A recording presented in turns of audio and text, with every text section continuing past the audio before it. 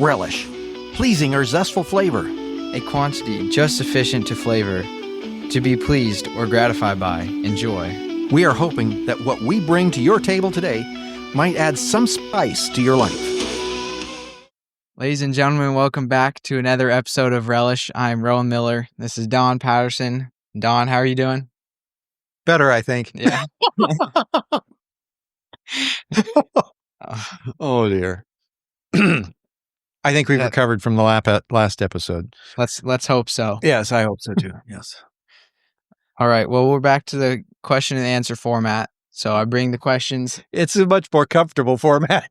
I bet it is. I bring the questions from you guys, from friends, family, church. And I look at them myself pulled without any preparation ahead of time. And believe it or not, I'm more comfortable with that. Yeah. I mean, you've been filming so many of these. It's like home for you. Just used to it. I agree. Mm-hmm.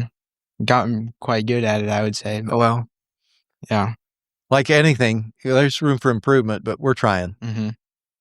All right. Well, first one here. Interesting question, but can you describe what heaven is like and what hell is like? I can describe it by what I've seen Scripture talk about. I guess I would go from the like Lazarus, the story that Jesus gives of Lazarus and how he's in the bosom of Abraham. Lazarus is in the bosom of Abraham, well taken care of, beautiful place. And on the other side, the rich man whose gate Lazarus was at, then is in hell and torment and just wanting at least some drink because it's so hot. Then we go to just a drop of the Revelation. Yeah, just a drop of water is all he wanted. And that would have been a break for him. He didn't think he was asking for too much. And then we go to Revelation and we realize that it's a fiery lake of burning sulfur. Well, that don't sound comfortable. Not at all. And so, and it's the lake of fire, verse 14 of chapter 20. It is the second death. So as if the first one wasn't enough, this is a second death. Can you imagine feeling death every day? Constant, every day. No, that doesn't sound good. So anyone's name that was not written in the book of life, he throws into the lake of fire. Mm-hmm. Well, that sounds like maybe I don't want to go that route. On the contrast then, if you go into like chapter 4 of Revelation, it's a beautiful place. 5, you go, heaven is a beautiful place.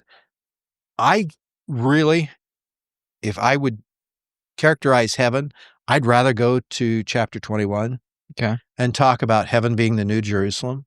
And you get a lot of aspects of the building, 12 foundations, and each foundation was precious stone, pearls for gates.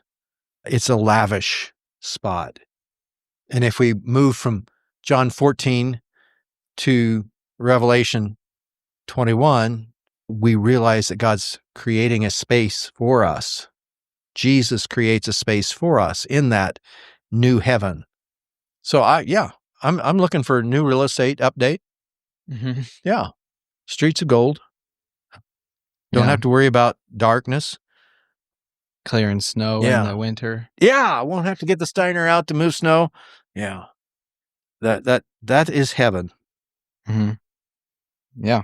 So those are the images that come to my mind when we start talking about heaven. I think that's all we need to know where we want to be. Given the contrast, I think I want to go the higher ground. Yeah. Mm-hmm. Yeah. So we have some current day topic here. Ooh. It's the Supreme Court they could consider overturning the Obergefell versus Hodges, which was the Supreme Court ruling that legalized gay marriage in 2015. So, as like Christians and Mennonites, we see that historically, biblically, like gay marriage is not okay. I'll just say, and so like as Christians and Mennonites, what stance should we have on this? Like, should we hope that they overturn it, which would leave it up to the states. Yeah. So it wouldn't be Okay. illegal everywhere, but Politically, I think it should be left in the hands of the state. okay. Because when you start, this is sort of micro dealing with moral issues, Mm-hmm. and you're going to end up with a lot of back and forth on a national level. It could be better handled on a state level than nationally. And so I think handing it back to states is the right thing to do. Morally, the sin issue, okay, so might be easier if I say this, is should we like let our religious morals kind of like push us into the politics of it, or should we just try to stay out of it, or what's the step there? Well, part of it is, what will people do with our conversation? So if we take a political stance, what are they going to do with that stance? Are they going to twist it around for their own agenda? I know an evangelist that's been trying to get into Canada, and because of the rhetoric around that evangelist, he couldn't get a permit. Huh. They charged a fine to the church that was going to sponsor them. So they went ahead and had the meeting in a strawberry field, so that, they wouldn't fit in those other things. Then, and so they had gotten all this, that it was Hamas that was trying to do this, and this evangelist was from Hamas, and he was going to make them under the, what is that? Shakira law.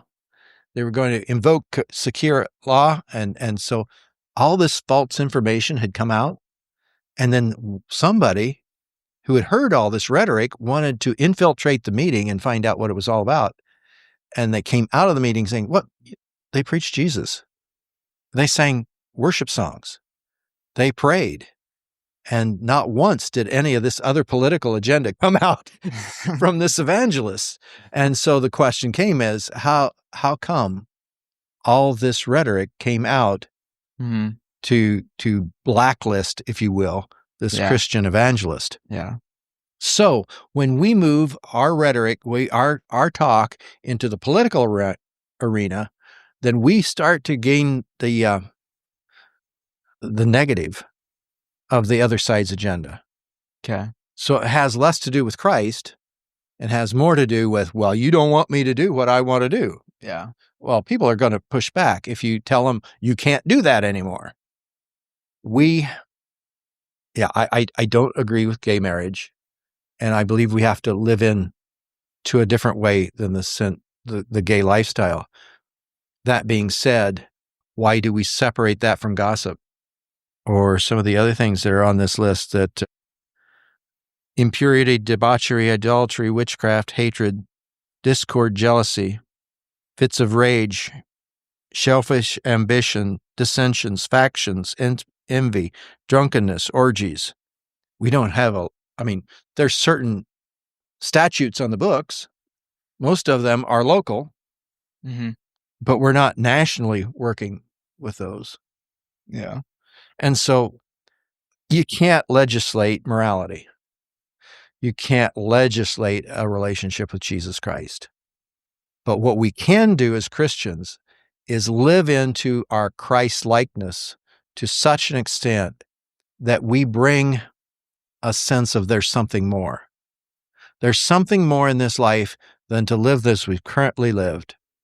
And we can do it together for Jesus.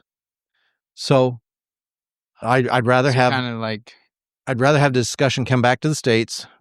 I'd rather have it dealt more by calm voices and spiritual background than on the national stage that gets such craziness going. Yeah. Sort of like they did with that evangelist. That was crazy. So kind of staying out of some political stuff and like not being so direct with them, kind of to protect our actual faith and our religious rights and the stuff like that. Okay. Yeah. And I think my point is, how do we make sure there's clarity in the message? Mm-hmm. Because we get on the national stage, the clarity will go away. Yeah.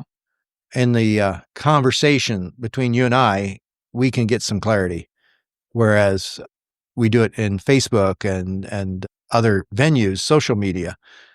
There's not the clarity. Yeah. We're not doing it face to face, and fewer people are wanting to do that because social media is so much easier. Yeah. Well, and like what you were just saying there, I remember in our history class at Hillcrest, we were talking about how like the presidential debates used to be the nominees would go speak for 45 minutes straight. The next one would go up, do the same thing. And then they'd each have like a rebuttal after that. Mm-hmm. And now it's like they have a clock for 3 minutes or something. And then, but they never actually answer the question because they're just insulting the other nominee. Oh, yeah. So then, mudslinging. Yeah. So that's where the national level, it kind of just muddies it up rather than actual conversation with information. Yeah, because if you actually take a stance, then you've got to defend the stance. Yeah. And then that defending that stance will naturally polarize the conversation. So now what? Mm-hmm. Yeah. I think it's interesting. We have no moderates. Yeah. No moderates in the conversation. We've got two extremes that are out there getting plenty of notoriety, but there's no moderates. Jesus was not a moderate, but he knew exactly what he stood for. Yeah. And he lived exactly for what he put his life on the line for what he stood for. I think he asks us to do the same thing. I'm not sure we do it well, but I think we could do it well. And to start out with your original question, I'd back it up and I say we could probably do it better on the state level than the government level, because I don't think we're ever going to get a clear stance and a forum for a clear voice. Yeah. Because it'll always have that other tagging along. Do you remember what it was like when the Supreme Court first passed or first legalized gay marriage in 2015? Like, do you remember? Yes. Yeah, I do. And of course, our church was polarized at that time as well. And it was a painful time. Mm-hmm. Some churches would not allow gays in the building.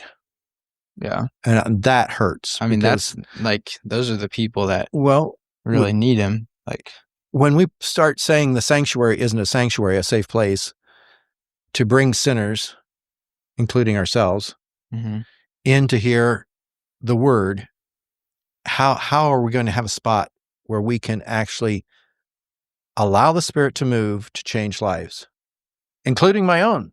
Yeah. I mean, no sin is worse than the other. No sin is worse than the other. They're all sin. They all have fallen short of the glory of God. And here we've heightened this one to the point that it has become divisive. Mm-hmm. I mean, gossip. We don't heighten gossip to that level. Yeah. And of course, then we want to say that, well, this is so much worse because it's sexual. Well, orgies are sexual. I mean, premarital sex is sexual. We're not doing that stuff like we once did. But for some reason, this has gained notoriety. And so many in the gay community come with a heart wound that needs healed.